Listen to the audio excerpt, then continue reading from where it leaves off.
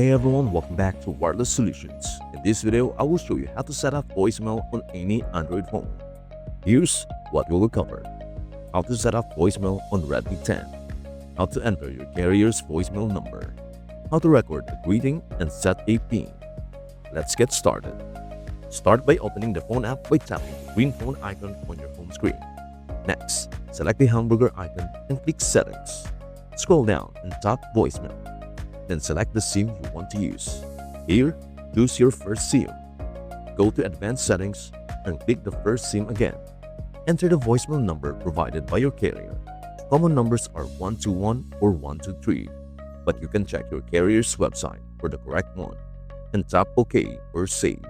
After that, call your voicemail by pressing and holding 1 on the dial pad. Then follow the instructions to record your greeting and set a PIN if needed. And that's it. If this video helped you out, please do like, share, and subscribe to Wireless Solutions for more smart Android tips and tricks. And hey, for disclaimer purposes, the steps provided for setting up voicemail on Redmi 10 may vary slightly depending on your MIUI version or mobile carrier. If you encounter issues, please contact your carrier for assistance. Thank you so much for watching. We hope to see you in the next video.